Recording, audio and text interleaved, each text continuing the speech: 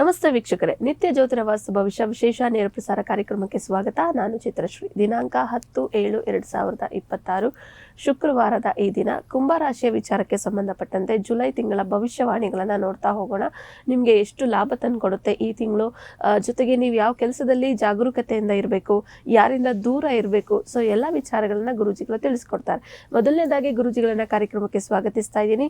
ಖ್ಯಾತ ಜ್ಯೋತಿಷಿಗಳು, ಖ್ಯಾತ ಸಂಖ್ಯಾಶಾಸ್ತ್ರಜ್ಞರು ಮತ್ತು ಪಂಚಭೂತ ವಾಸ್ತು ತಜ್ಞರಾದ ಶ್ರೀ ಮಂಜುನಾಥ್ ಗುರೂಜಿಗಳು. ಗುರೂಜಿ ನಮಸ್ತೆ, ಕಾರ್ಯಕ್ರಮಕ್ಕೆ ಸ್ವಾಗತ. ನೀಲಾಂಜನ ಸಮವಾಸಂ ರವಿಪುತ್ರಂ ನಮಾಗ್ರಜಂ ಛಾಯಾ ಮಾರ್ತಂಡ ಸಂಭೂತಂ ತಂ ನಮಾಮಿ ಶನೇಶ್ವರ. ಗುರುಜಿ, ಮೊದಲನೇದಾಗಿ ಕುಂಭರಾಶಿಯ ವಿಚಾರದಕ್ಕೆ ನೋಡೋದಾದ್ರೆ ನವಗ್ರಹಗಳ ಗೋಚರ ಹೇಗಾಗ್ತಾ ಇದೆ, ಅದರ ಒಂದು ಆಧಾರ ರಾಶಿ ಫಲ ಜುಲೈ ತಿಂಗಳಿನಲ್ಲಿ ಏನಿದೆ ಗುರುಜಿ? ನೋಡಿ, ಒಂದು ವಿಶೇಷವಾಗಿ ಜುಲೈ ತಿಂಗಳಲ್ಲಿ ಆಚರಣೆಯ ಒಂದು ಭಾಗ ಜೊತೆಗೆ ಒಂದು ಪ್ರಮುಖವಾದ ಗೋಚಾರ ಫಲಗಳನ್ನು ನೋಡಿದಾಗ ದೊಡ್ಡ ಗ್ರಹಗಳಲ್ಲಿ ಗುರು ಭಗವಾನರು ಬರ್ತಾರೆ. ಕುಂಭರಾಶಿಯವರಿಗೆ ಗುರುಬಲ ಪ್ರಸ್ತುತವಾಗಿಲ್ಲ. ಷಷ್ಠ ಭಾವದಲ್ಲಿ ಗುರು ಭಗವಾನರು ಜೂನ್ ತಿಂಗಳಲ್ಲಿತ್ತು, ಹೇಗೆ ಅದೇ ಗೋಚರ ಆಗ್ತಾರೆ. ಆದರೂ ಕೂಡ ಉಚ್ಚ ಗುರು ಒಂದು ಫಲಗಳನ್ನು ಕೊಡುವಂಥದ್ದು. ರಾಶ್ಯಾಧಿಪತಿಯಾಗಿ ದ್ವಿತೀಯ ಸ್ಥಾನದಲ್ಲಿ ಪ್ರಸ್ತುತ ಧನ ಧಾನ್ಯ ಕುಟುಂಬ ಸ್ಥಾನದಲ್ಲಿ ನಿಮ್ಮ ರಾಶ್ಯಾಧಿಪತಿ ಶನಿ ಭಗವಾನರು ಮೀನರಾಶಿಯಲ್ಲಿ ಏನಿದ್ದಾರೋ ಅಲ್ಲಿಂದ ವಕ್ರಿಯಾಗಿ 27ನೇ ತಾರೀಕು ಸ್ವರಾಶಿ ಮೇಲೆ ಒಂದು ದೃಷ್ಟಿ ಬೀರೋದ್ರಿಂದ ರಾಶ್ಯಾಧಿಪತಿ ರಾಶಿಗೆ ಬರುವಂಥದ್ದು ತುಂಬ ಒಳ್ಳೆಯ ಒಂದು ಪ್ರಭಾವ. ಒಂದು ರಾಶ್ಯಾಧಿಪತಿ ಆ ರಾಶಿಗೆ ಬರಲಿಲ್ಲ ಅಂದರೂ ಆ ವಕ್ರತ್ವದಿಂದ ಆ ಫಲಗಳನ್ನು ಕೊಡುವಂಥದ್ದು ತುಂಬ ಒಳ್ಳೆಯ ಒಂದು ವಿಚಾರ ಅಂತ ಹೇಳ್ತೀವಿ. ಮತ್ತು ಕಳೆದ ಒಂದು ಜುಲೈ 5ನೇ ತಾರೀಕು ನಿಮ್ಮ ಯೋಗಕಾರಕವಾದ ಶುಕ್ರ ಗ್ರಹದ ಗೋಚಾರವಾಗಿದೆ. ಇದು ಒಂದು ಗೋಚಾರದ ವಿಶೇಷವಾಗಿ ನೋಡಬೇಕಾದ್ರೆ ಒಂದು 8ನೇ ತಾರೀಕು ಕಳೆದ 2 ದಿನಗಳಿಂದ ಒಂದು ವಿಶೇಷ ಗೋಚಾರ ಅಂತ ಹೇಳ್ತೀವಿ. ಬುಧ ಗ್ರಹ ಗೋಚಾರ ಅಂತ ಹೇಳ್ತೀವಿ. ಬುಧ ನಿಮಗೆ ಪಂಚಮಾಧಿಪತಿ ಅಷ್ಟಮಾಧಿಪತಿ ಅಂತ ಹೇಳ್ತೀವಿ. ಇಲ್ಲಿ ವಿಶೇಷವಾಗಿ ಷಷ್ಠ ಭಾವದಲ್ಲಿ ಬುಧ ಗ್ರಹ ಇದ್ದು ವಕ್ರಿಯಾಗಿ ಒಂದು 8ನೇ ತಾರೀಕು ಜುಲೈನಂದು ಸ್ವಕ್ಷೇತ್ರಕ್ಕೆ ಪಂಚಮ ಭಾವದಲ್ಲೇ ಹೋಗಿರುವಂಥದ್ದು ತುಂಬ ಒಳ್ಳೆಯದಂತ ಹೇಳ್ತೀವಿ. ಜುಲೈ 16ನೇ ತಾರೀಕು ನಂತರ ಸ್ವಲ್ಪ ನಿಮ್ಮ ಒಂದು ವಿಶೇಷವಾಗಿ ಸಪ್ತಮ ಸ್ಥಾನದ ಅಧಿಪತಿಯಾದ ಒಂದು ಸೂರ್ಯ ಭಗವಾನರು ವಿಶೇಷ ಒಂದು ಗೋಚಾರದಲ್ಲಿ ಏನೋ ಪಂಚಮ ಭಾವದಿಂದ ಷಷ್ಠ ಭಾವಕ್ಕೆ ಹೋಗುವಂಥದ್ದು. ಸೊ ಇದೆಲ್ಲವೂ ಒಂದು ಗ್ರಹಗಳ ಗೋಚಾರ ಪ್ರಭಾವ ಆಚರಣೆ ಭಾಗವಾದರೆ ಮತ್ತು ತುಂಬ ವಿಶೇಷವಾಗಿ ಜುಲೈ 10ನೇ ತಾರೀಕು ಕಳೆದ ಜುಲೈ 10ನೇ ತಾರೀಕು ಅಥವಾ ಇವತ್ತೇನು ನೀವು ಎಪಿಸೋಡ್ ನೋಡ್ತಾ ಇದ್ದೀರಾ, ಇವತ್ತು ವಿಶೇಷ ಏನಂತಂದರೆ ಬುಧ ಜಯಂತಿ ಇರುವಂಥದ್ದು. ಯಾರ ಜಾತಕದಲ್ಲಿ ಬುಧ ವೀಕ್ ಆಗಿರ್ತಾರೋ, ಬುಧ ಒಂದು ವ್ಯಾಪಾರಕಾರಕ ಬುದ್ಧಿಕಾರಕ ಗ್ರಹ ಅಂತ ಹೇಳ್ತೀವಿ.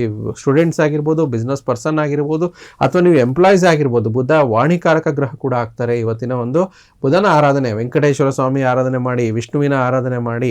ಸೊ ಇದರಿಂದ ನಿಮಗೆ ಜಾತಕದಲ್ಲಿ ಬುಧ ವೀಕ್ ಇತ್ತು, ಶತ್ರು ಮನೆಯಲ್ಲಿತ್ತು, ಬುಧ ನೀಚ ಸ್ಥಿತಿಯಲ್ಲಿದ್ದರೂ ಕೂಡ ಬುಧ ಜಯಂತಿ ಇವತ್ತು ನೀವು ಆಚರಣೆ ಭಾಗವಾಗಿ ಬುಧನ ಒಂದು ಈ ಒಂದು ಕ್ವಾಲಿಟೀಸ್ನ ಎಲ್ಲ ಫಾಲೋ ಮಾಡಿ ಆಚರಣೆ ಮಾಡೋದು ತುಂಬ ಒಳ್ಳೆಯದಾಗುತ್ತೆ. ಮತ್ತು ವಿಶೇಷವಾಗಿ 17ನೇ ತಾರೀಕು ಒಂದು ದಕ್ಷಿಣಾಯನ ಪುಣ್ಯಕಾಲ ಪ್ರಾರಂಭ ಆಗ್ತಿರುವಂಥದ್ದು, ಅದು ಸೂರ್ಯ ಭಗವಾನರಿಂದ ಅಂತ ಹೇಳ್ತೀವಿ. ಮತ್ತು ತಿಂಗಳ ಕೊನೆಯ ಭಾಗದಲ್ಲಿ ತುಂಬ ವಿಶೇಷವಾಗಿ ಗುರು ಪೂರ್ಣಿಮೆ, ಗುರು ಬಂದು ಸಂತಾನಕಾರಕ ಧನಕಾರಕ ಗ್ರಹ ಅಂತ ಹೇಳ್ತೀವಿ. ತಮಗೂ ಕೂಡ ದ್ವಿತೀಯ ಲಾಭಾಧಿಪತಿ ಗ್ರಹ ಅಂತ ಹೇಳ್ತೀವಿ. ಸೊ ಆ ವಿಚಾರದಲ್ಲಿ ಕೂಡ ಒಂದು ವಿಶೇಷವಾಗಿ ಗುರುಗಳ ಆರಾಧನೆ ಅವತ್ತಿನ ದಿನ, ಒಂದು ಗುರು ರಾಯರಾಗಿರ್ಬೋದು, ಸಾಯಿಬಾಬಾ ಆಗಿರ್ಬೋದು, ದತ್ತಾತ್ರೇಯ, ನಿಮ್ಮಲ್ಲಿ ಯಾವುದು ನಿಮ್ಮ ನಂಬಿಕೆ ಇರುವಂಥ ಗುರುಗಳು, ಒಂದು ಯಡಿಯೂರು ಸಿದ್ಧಲಿಂಗೇಶ್ವರರು ಕೂಡ ಆಗ್ಬೋದು, ಅಥವಾ ಒಂದು ಸಿದ್ಧಗಂಗಾ ಶ್ರೀಗಳಾಗಿರ್ಬೋದು. ಈ ರೀತಿ ಒಂದು ಏನೇ ಒಂದು ಗುರು ತುಲ್ಯ ಸಮಾನದರ ಒಂದು ಅವರ ಆರಾಧನೆ ಮಾಡೋದ್ರಿಂದ ಗುರುವಿನ ಅನುಗ್ರಹ ನಿಮಗೆ ತುಂಬ ಚೆನ್ನಾಗಿ ಜರುಗುವಂಥದ್ದು. ಈ ರೀತಿ ಒಂದು ಗ್ರಹಗಳ ಗೋಚಾರ ಭಾಗವಾಗಿ ಆಚರಣೆ ಆಗುವಂಥದ್ದು ಈ ವಿಶೇಷ ಒಂದು ಈ ರಾಶಿಯವರಿಗೆ ತುಂಬ ಹೆಚ್ಚಿನ ಅನುಕೂಲತೆಗಳು ಸಿಗುವಂಥದ್ದು. ಗುರುಜಿ, ನವಗ್ರಹಗಳ ಗೋಚರದ ಪ್ರಭಾವ ವಿಸ್ತೃತವಾಗಿ ನೋಡೋದಾದ್ರೆ ಇದು ಯಾವ ರೀತಿಯಾಗಿ ಪರಿಣಾಮಕಾರಿಯಾಗಿ ಕುಂಭರಾಶಿಯವರಿಗೆ ಜುಲೈ ತಿಂಗಳಿನಲ್ಲಿ ಬೀರ್ತಾ ಇದೆ? ನೋಡಿ, ವಿಸ್ತೃತ ಪ್ರಭಾವದಲ್ಲಿ ದ್ವಿತೀಯ ಮತ್ತು ಲಾಭಾಧಿಪತಿಯಾದ ಗುರುಗ್ರಹ ಯಥೇಚ್ಛವಾಗಿ ಜೂನ್ ತಿಂಗಳಲ್ಲಿ ಹೇಗಿತ್ತು ಜುಲೈ ತಿಂಗಳಲ್ಲಿ ಮುಂದುವರಿಯುತ್ತೆ. ಇಲ್ಲೇನಾಗುತ್ತೆ ಅಂದರೆ ಕೊಂಚ ಇದರ ಭಾಗದಲ್ಲಿ ನೋಡಬೇಕಾದಾಗ ಗುರು ಷಷ್ಠ ಭಾವದಲ್ಲಿ ಮುಂದುವರಿತಾರೆ, ಗುರುಬಲ ಕುಗ್ಗುತ್ತೆ. ಆದರೂ ದ್ವಿತೀಯಾಧಿಪತಿ ಷಷ್ಠ ಭಾವಕ್ಕೆ ಬಂದಾಗ ಒಂದು ಕೆಲಸದ ವಿಚಾರವಾಗಿ ಮತ್ತಿನ್ನೇನೋ ವಿಚಾರದಲ್ಲಿ ತುಂಬ ಎಕ್ಸ್ಪ್ಯಾನ್ಷನ್ಸ್ ಆಗುವಂಥದ್ದು, ಸ್ನೇಹಿತರ ವಿಚಾರವಾಗಿ ಸ್ವಲ್ಪ ಶತ್ರುತ್ವ ಬೆಳೆಯುವಂಥದ್ದು, ಮಾತು ಸ್ವಲ್ಪ ಸಮಸ್ಯೆ ನಿಮಗೆ ಆಗ್ಬೋದು. ಮಾತಾಡದೆ ಮೌನವಾಗಿದ್ದು ಕೆಲಸ, ಯಾಕಂದರೆ 6ನೇ ಭಾವ ಅಂತಂದರೆ ಸರ್ವಿಸ್ ಕೂಡ ಅಂತ ಹೇಳ್ತೀವಿ. ಸರ್ವಿಸ್ ಕಾರ್ಯಕ್ಷೇತ್ರಗಳು ವ್ಯಾಪ್ತಿ ಹೆಚ್ಚಾಗುತ್ತೆ. ಆದರೆ ಮೌನವಾಗಿದ್ದು ಕೆಲಸ ಕಾರ್ಯಗಳನ್ನು ಮಾಡಿಕೊಂಡಾಗ ಗುರುವಿನಿಂದ ಹೆಚ್ಚಿನ ಅನುಕೂಲ ಆಗುವಂಥದ್ದು. ಮತ್ತು ತುಂಬ ವಿಶೇಷವಾಗಿ ರಾಶಾಧಿಪತಿಯಾಗಿ ದ್ವಿತೀಯ ಭಾವದಲ್ಲಿ ಏನು ಇರ್ತಾರೋ, ಅಂದರೆ ಈ ಒಂದು 7.5 ಅಂತ ಹೇಳ್ತಾರೆ, 7.5 ಕೊನೆಯ ಭಾಗದಲ್ಲಿ ಕುಂಭರಾಶಿಯವರಿದ್ದು ಶನೇಶ್ವರ ಗ್ರಹರು 27ನೇ ತಾರೀಕೇನು ವಕ್ರಿ ಆಗ್ತಾರೋ, ವಕ್ರಿ ಆದಾಗ ವಕ್ರತ್ವದಿಂದ ರಾಶಿಯ ಒಂದು ಫಲನೇ ಕೊಡ್ತಾರೆ. ರಾಶಾಧಿಪತಿ ರಾಶಿಯ ಫಲ ಕೊಟ್ಟಾಗ ದೇಹ ಸದೃಢ ಹೊಂದುವಂಥದ್ದು, ಏನೋ ಒಂದು ಚೈತನ್ಯ, ಒಂದು ಕಾನ್ಫಿಡೆನ್ಸು, ಮಾಡ್ತೀವಿ ಅನ್ನೋ ಒಂದು ಛಲ ಸಿಗುವಂಥದ್ದು ಜುಲೈ ತಿಂಗಳಲ್ಲಿ ವಿಶೇಷವಾದ ಒಂದು ವರ ಅಂತಲೇ ಹೇಳ್ಬೋದು. ಕುಂಭರಾಶಿಯವರಿಗೆ ಅತ್ಯಂತ ಒಂದು ಶುಭವಾಗಿರುವಂಥದ್ದು. ಮತ್ತು ಇಲ್ಲಿ ಯೋಗಕಾರಕ ಗ್ರಹ ಶುಕ್ರ ಭಗವಾನರು ಚತುರ್ಥ ಮತ್ತು ಭಾಗ್ಯಾಧಿಪತಿಯಾದ ಒಂದು ಶುಕ್ರ ಗ್ರಹರು ಷಷ್ಠ ಭಾವದಲ್ಲಿತ್ತು. ಗುರುವೊಟ್ಟಿಗೆ ಷಷ್ಠ ಭಾವದಲ್ಲಿದ್ದಾಗ ದುಸ್ಥಾನ ಭಾವ ಅಂತ ಹೇಳ್ತೀವಿ. ಆ ದುಸ್ಥಾನ ಭಾವದಿಂದ ಕೇಂದ್ರ ಭಾವಕ್ಕೆ ಬಂದಾಗ ಒಂದು ಮದುವೆ ಮಾತುಕತೆಗಳು, ಶುಕ್ರ ಒಂದು ಕಳತ್ರ ಭಾವ ಅಂತ ಹೇಳ್ತೀವಿ. ಯಾರು ಒಂದು ಕುಂಭರಾಶಿಯವರು ಮದುವೆ ಮಾತುಕತೆಗೆ ಇನ್ನೊಂದು ಕೆಲಸ ಕಾರ್ಯಗಳನ್ನು ಅಡಚಣೆ ಆಗಿತ್ತು, ಅದು ಈ ಒಂದು ತಿಂಗಳಿನಲ್ಲಿ ಪೂರ್ತಿಯಾಗುತ್ತೆ. ಮತ್ತು ಪ್ರೇಮ ನಿವೇದನೆ ಮಾಡ್ಕೊಳ್ಳುವಂಥದ್ದು, ಪ್ರೇಮ ವಿವಾಹಕ್ಕೆ ತುಂಬ ದಾರಿ ಸುಗಮವಾಗುವಂಥದ್ದು, ಹೆಚ್ಚಾಗಿ ಅನುಕೂಲತೆಗಳನ್ನು ಕೊಡುವಂಥದ್ದು. ಅದರ ಜೊತೆಯಲ್ಲಿ ಹೇಗೆ ಶುಕ್ರ ಯೋಗಕಾರಕ ಆಗಿರ್ತಾರೋ, ಬುಧ ಗ್ರಹರು ಕೂಡ ತುಂಬ ವಿಶೇಷವಾಗಿ ಇಲ್ಲಿ ಪಂಚಮಾಧಿಪತಿ ಅಷ್ಟಮಾಧಿಪತಿ. ಬುಧ ಕೂಡ ಷಷ್ಠ ಭಾವದಲ್ಲೇ ಇತ್ತು, ಗುರು ಕೂಡ 6ನೇ ಭಾವದಲ್ಲಿ, ಶುಕ್ರ ಕೂಡ 6ನೇ ಭಾವ, ಮತ್ತು ಬುಧ ಕೂಡ 6ನೇ ಭಾವದಲ್ಲಿದ್ದು ಆದರೆ ಬುಧ ವಕ್ರಿಯಾಗಿ ಪಂಚಮ ಭಾವಕ್ಕೆ ಬರುವಂಥದ್ದು. ಪಂಚಮ ಭಾವ ಅಂದರೆ ಪೂರ್ವ ಪುಣ್ಯ ಅಂತ ಹೇಳ್ತೀವಿ, ಒಂದು ವಿದ್ಯಾಭ್ಯಾಸ ಭಾವ ಅಂತ ಹೇಳ್ತೀವಿ, ಒಂದು ಕ್ರಿಯೇಟಿವ್ ಎಜುಕೇಷನ್ ಅಂತ ಹೇಳ್ತೀವಿ. ಅಷ್ಟಮ ಭಾವ ಕೂಡ ಅದಾಗುವಂಥದ್ದು. ಪಂಚಮಾಧಿಪತಿ ಪಂಚಮ ಭಾವಕ್ಕೆ ಬಂದಾಗ ತುಂಬ ವಿಶೇಷ ಫಲಗಳು ಲಭಿಸುತ್ತೆ. ಒಂದು ಕ್ರಿಯೇಟಿವ್ ಇಂಟೆಲಿಜೆನ್ಸ್ ಜಾಸ್ತಿ ಆಗುತ್ತೆ, ಮತ್ತು ವಿದ್ಯಾಭ್ಯಾಸದಲ್ಲಿ ಹೆಚ್ಚಿನ ಒಂದು ನಿರೀಕ್ಷೆ ಸಿಗುವಂಥದ್ದು. ಕುಂಭರಾಶಿಯ ವಿದ್ಯಾರ್ಥಿಗಳಾಗಿರ್ಬೋದು, ಒಂದು SSLC PUC degree PhD education ಮಾಡುವಂಥವ್ರು, ಅಥವಾ ಒಂದು ಕಾಂಪಿಟೇಟಿವ್ ಎಕ್ಸಾಮ್ಸ್ ಬರೆಯುವಂಥವ್ರಿಗೂ ಕೂಡ ಬುಧನ ವಕ್ರತ್ವದಿಂದ ತುಂಬ ಅನುಕೂಲ ಆಗುತ್ತೆ. ಅಷ್ಟಮಾಧಿಪತಿ ಆಗಿರೋದ್ರಿಂದ ಕುಂಭರಾಶಿಯ ಯಾರು ಒಂದು ಇನ್ವೆಸ್ಟ್ಮೆಂಟ್ ಬ್ಯಾಂಕರ್ಸ್ ಅಂತ ಹೇಳ್ತೀವಿ, ಇನ್ಶೂರೆನ್ಸ್ ಏಜೆಂಟ್ಸ್ ಅಂತ ಹೇಳ್ತೀವಿ, ಶೇರ್ ಟ್ರೇಡಿಂಗ್ ಅಂತ ಹೇಳ್ತೀವಿ, ಅವರಿಗೆ ತುಂಬ ಈ ಒಂದು ಜುಲೈ ತಿಂಗಳಲ್ಲಿ ಲಾಭ ಆಗುತ್ತೆ. ಯಾಕಂದರೆ ಸ್ವಲ್ಪ 7.5 ಶನಿಯಿಂದ ಕುಗ್ಗಿ ಹೋಗಿರುವಂಥವ್ರು ಈ ಒಂದು ತಿಂಗಳ ಒಂದು ಬುಧನ ಒಂದು ಗೋಚಾರ ವಕ್ರತ್ವದಿಂದ ತುಂಬ ಅನುಕೂಲ ಆಗುವಂಥದ್ದು. ಉಳಿದಂತೆ ರಾಶಿಯಲ್ಲಿರುವಂಥ ರಾಹು ಕೇತುಗಳು ನಿಮಗೆ ಪವರ್ಫುಲ್ ಇರುತ್ತೆ. ರಾಶಿಯಲ್ಲಿ ರಾಹು, ಸಪ್ತಮದಲ್ಲಿ ಕೇತು ಯಥೇಚ್ಛವಾಗಿ ಮುಂದುವರಿಯುವಂಥದ್ದು.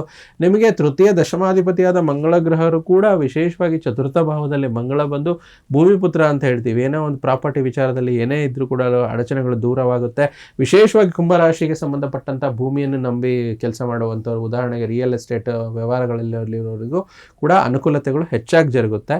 ಈ ರೀತಿಯ ಹೆಚ್ಚಿನ ಅನುಕೂಲತೆಗಳು ಒಂದು ರಾಶಾಧಿಪತಿಯ ಗೋಚಾರದ ವಿಚಾರವಾಗಿ ಕುಂಭರಾಶಿಯವರಿಗೆ ಜರುಗ್ತಾ ಇದೆ ಅಮ್ಮ. ಗುರುಜಿ, ಇನ್ನು ಕೊನೆಯದಾಗಿ ನೋಡೋದಾದ್ರೆ ಕುಂಭರಾಶಿಯವರಿಗೆ ಯಾವ ರೀತಿಯಾದಂತಹ ಫಲಗಳು, ನಕ್ಷತ್ರಗಳ ಆಧಾರಿತವಾಗಿ ಎಷ್ಟು ಫಲಗಳನ್ನು ಅವರು ಸಿದ್ಧಿಸ್ಕೊಳ್ಬೋದು, ಹಾಗೆ ಪರಿಹಾರ ಭಾಗವಾಗಿ ನೀವೇನು ತಿಳಿಸ್ಕೊಡ್ತೀರಾ ಗುರುಜಿ? ನೋಡಿ, ಕುಂಭರಾಶಿಯವರಿಗೆ ವಿಶೇಷವಾಗಿ ನಕ್ಷತ್ರ ಆಧಾರಿತವಾಗಿ ಧನಿಷ್ಠ ನಕ್ಷತ್ರ ಅಂತ ಹೇಳ್ತೀವಿ. ಇವರಿಗೆ ಒಂದು ಪಾಸಿಟಿವ್ ಎನರ್ಜಿ ಈ ಒಂದು ವಿಚಾರದಲ್ಲಿ ಈ ಒಂದು ತಿಂಗಳು ಸಿಗ್ತಾ ಇರುವಂಥದ್ದು. ಶತಭಿಷ ನಕ್ಷತ್ರದವರಿಗೆ ಒಂದು ಸ್ವಲ್ಪ ಪೇಪರ್ ವರ್ಕು ಅದರ ವಿಚಾರದಲ್ಲಿ ನಿಧಾನತೆ ಆಗುವಂಥದ್ದು. ಪೂರ್ವವಾದ ನಕ್ಷತ್ರದವರಿಗೆ ಒಂದು ಹೊಸ ಒಂದು ಏನೋ ಒಂದು ವಿಚಾರದಲ್ಲಿ ಸ್ನೇಹಿತರಿಂದ ಅನುಕೂಲ ಆಗುತ್ತೆ.